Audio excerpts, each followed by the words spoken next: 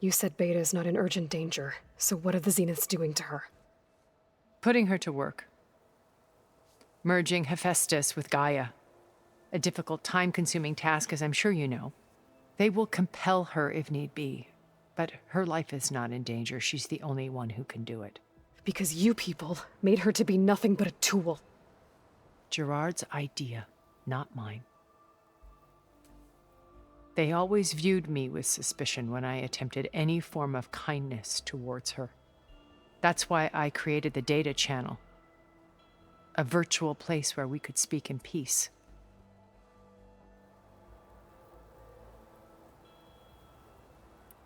So this channel you shared with Beta, none of the other Zeniths ever found out about it. Gerard believes he's the most cunning of all of us.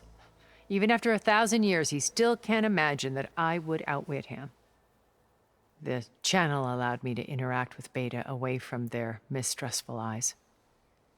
It offered us a chance to be ourselves. Until you cut off all contact. Yes, though it pained me. I was worried that our meetings would do her more harm than good. Well, she felt like you tossed her aside. I was afraid the others would find out and punish her. She may not have had the comforts of friendship anymore, but at least I ensured she was safe. I know it seems harsh, but you must believe that her well-being has always been paramount to me. Why did you make the data channel look like this place? I built this house as a shelter to weather any storm. A safe place. Not just for me, but for the art stored below. Cultural artifacts of incalculable value. Truly some of the greatest achievements of human civilization. And you wanted Beta to see them? Yes. Her upbringing was so cold and technical. I thought if she could experience Vermeer and Rembrandt, it would bring something else into her life. A heritage every bit as valuable as the scientific and technical data being drummed into her. I'm sorry I had to cut off contact, but I'll never regret sharing this house with her. She needed its shelter even more than I did.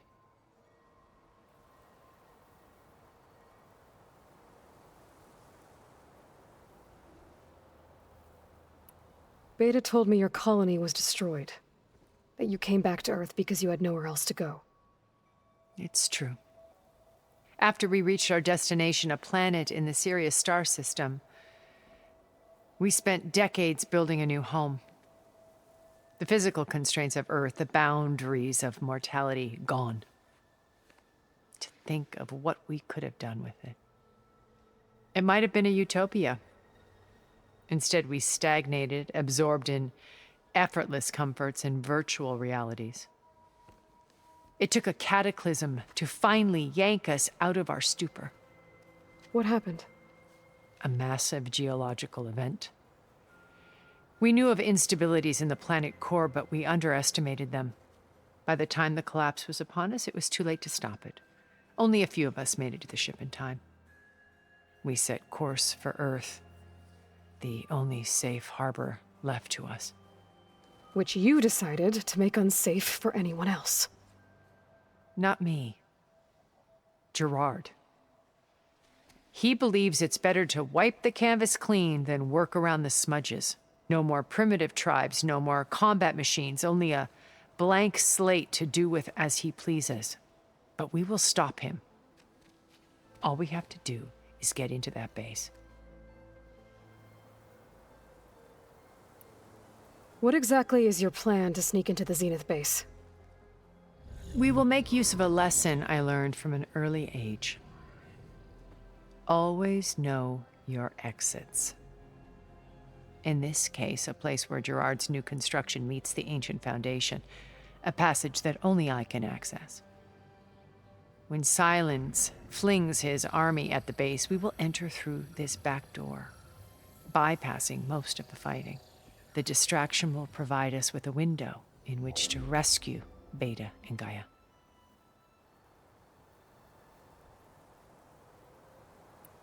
Once we're inside the base, where will we find Beta and Gaia? Here in the command center, By then, Gaia will have been reunited with all of its subordinate functions, including Hephaestus. What about the alpha build of Apollo on your ship? A simple matter of recovery once the others have been dealt with. With that in hand, we'll have everything we need to make this world as it should be. How do you know about Silence's plan? He isn't the only one adept at spyware. You hacked his focus? No, he's too careful for that. But his subordinates? Not so much. He gave additional focuses to the tribals he branded the Sons of Prometheus. The ones working with Regala. By tapping their focuses, I learned about most of his dealings. The distribution of override technology, the arming of Tanakh rebels, and the secret pact with Regala to attack Gerard's base. But how did he come up with a weapon that can take down your shields? That's the one thing I haven't been able to figure out, but however he did it, I'm quite certain it will work. With it and the Tanakh army, victory seems to be within his grasp. Such a shame he'll be disappointed. Regala's only interested in killing Hikaru and waging war on the Karja. What does she have to gain by attacking Zenith? It's the price she must pay for her war. Without the ability to override machines, her little rebellion would have languished in the desert. So she trades with the Sons of Prometheus. Machines to help her overthrow Hikaru. In exchange for an assault on the base. Pride has deluded her into thinking she can actually survive such a battle. And all without ever knowing who the Sons of Prometheus really answer to. Yet for all of Silence's brilliance, still he underestimates you. That blind spot is what will allow us to take Beta and Gaia right out from under him. While hundreds of Tanakh are cut down outside. So you knew Elizabeth. What was she like? Liz was everything she was. I see in you. And more. Your ingenuity, your determination, your moral compass. You've managed to distill her greatest qualities and make them your own. I'm not asking about me. Tell me about Elizabeth. What was she really like? The honest answer is that I don't actually know. For all the time that I spent with her, she always kept a part of herself locked away. It was like that from the moment we met.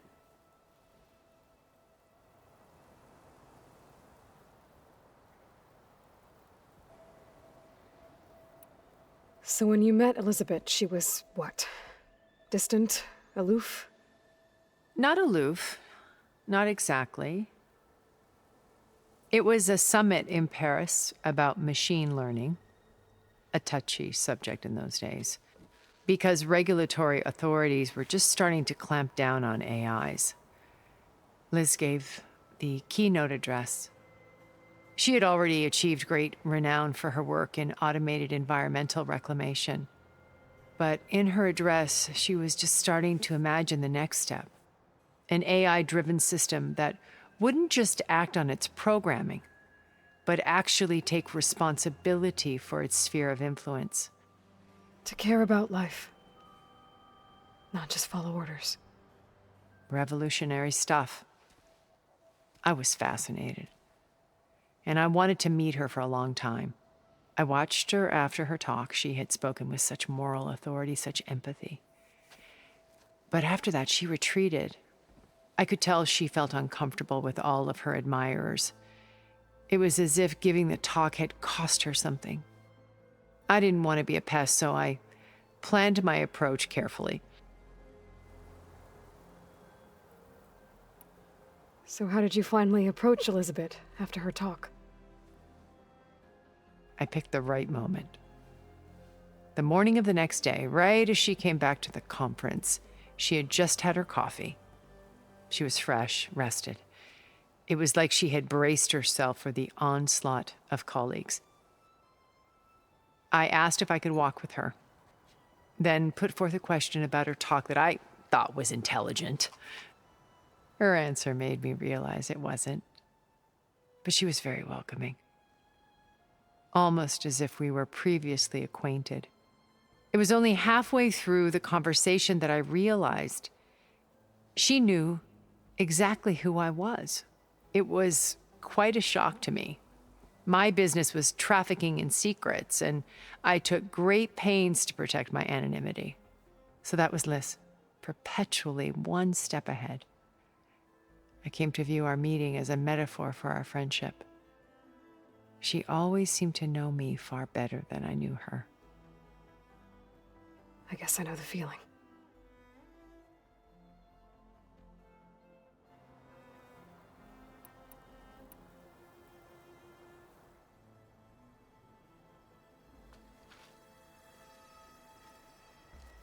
First Varl. Now Hikaru and the Tenakth. Your plan would wipe out an entire tribe. There has to be another way. We are in an admittedly desperate situation, but I assure you there isn't. Remember Zero Dawn. Elizabeth's sacrifice. Sometimes many have to die for a new world to grow. If it looks impossible, look deeper. Wait. The data channel. It still exists, doesn't it? I need you to open it. Let me talk to Beta. Impossible. We might be detected. It's worth the risk. There is another way, one where the Tenakth survive. But we won't. If the others... If you want to help, open it.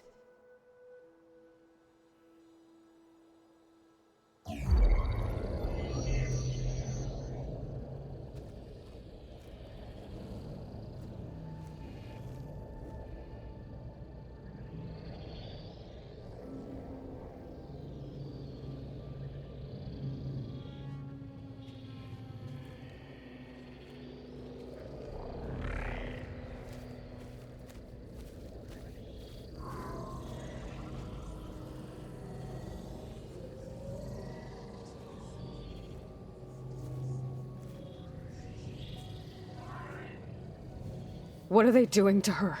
Virtual reality dissociation. The manual merge of Hephaestus will take hours upon hours of tedious micromanagement. If she resists the work, they run simulations to induce feelings of isolation and despair. Beta, can you hear me? You're alive. They're watching me. I can't hold up this extra protection for long. You should have killed me. No. No, look at me. I'm coming for you. I promise, okay? I just need you to hold out a little while longer and work on the merge.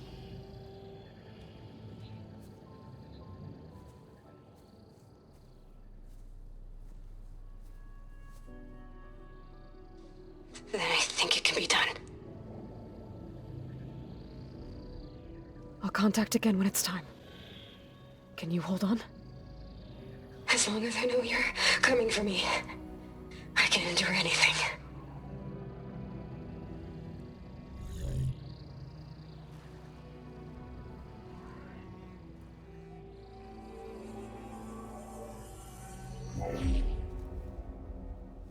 All right. I did as you asked. Now I think you need to tell me what you're planning. I'm going to take Silent's army away. I don't need it. Only the weapon he made to penetrate your shields. And how do you propose to get it? Ask him nicely? Without Regala and her rebels, he won't have a choice. We'll be his only option. Only option for what? What did you tell her? That is between me and my sister. Will be Silent's only option for crashing that base. I'll tell you the rest later. But first, there are a couple of things I have to do. Oh. And what are those? lay my friend to rest. And then I'm going to use the override that Beta gave me at Gemini to put an end to Regala's rebellion. From the air. Wait. Since you insist on doing things your way, I know of something that will truly help you make a grand entrance with the Tenakth. The ancient Horus Titans still possess electromagnetic energy cells as part of their arsenal. Drop one of those on Regala's army and they'll receive quite a surprise.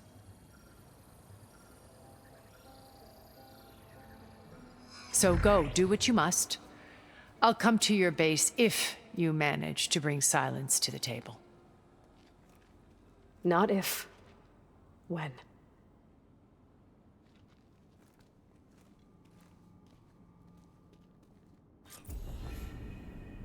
Erend, are you there? Aloy! Aloy, is that really you? Yeah, it's me. Where's everyone else? We're all... We're back at base. What happened? It might be easier to explain in person. I'll try to join you there when I can. Okay. We'll wait here for you. It's good to hear your voice, Aloy.